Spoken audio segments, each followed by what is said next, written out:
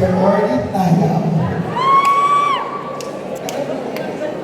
Bigay sa iba.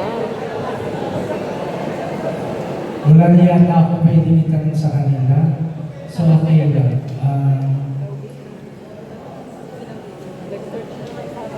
Candidates number 7. Would you tolerate your parents to earn money from illegal activities such as drugs, corruption, and gambling that benefits that lead your family, such as food, shelter, clothing, and education?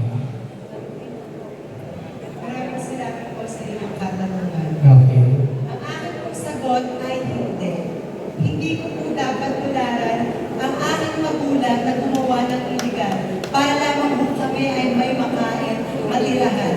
Bakit po? Lahat po dapat ay pinagtatrabahuhan. Pinag-iinitahan.